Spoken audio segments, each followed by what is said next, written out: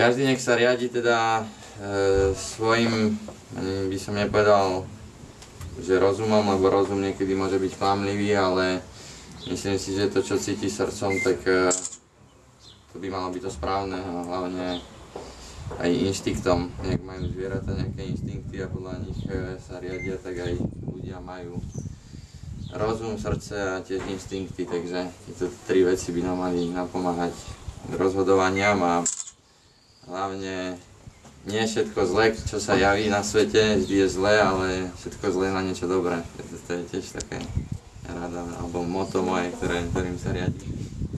Čo si myslíte o hodnotovom systéme dnešnej mládeže? Jakom hodnotovom?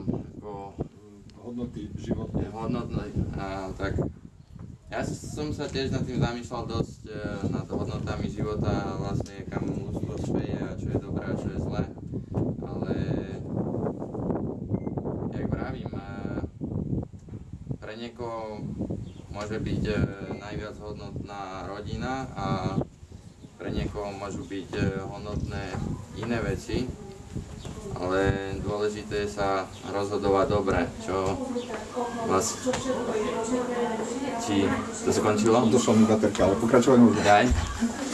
Že dôležité je rozhodovať sa dobre a to rozhodovanie je dobré alebo zlé, myslím si, že sa učíme celý život. Víš to, ako dneska na omši sme počuli o slobode a ako keby záväzkoch a čo vlastne dobré a zlé, takže myslím si, že práve preto by nám k tomu mala napomáhať viera a hlavne aj tá morálka teda ľudstva. No a myslím, že každý postupom času príde na to, čo je vlastne najdôležitejšie pre život a podľa toho by sa mal riadiť, že keď už si niečo predstavzal, že takto by to malo byť, ako napríklad nejaký človek sa chce stať kňazom, tak mal by teda sa najviac poberať tou cestou, aby bol dobrý kňaz. Keď niekto si chce založiť rodinu, tak by sa mal ako keby pokúšať byť čím najlepší otec.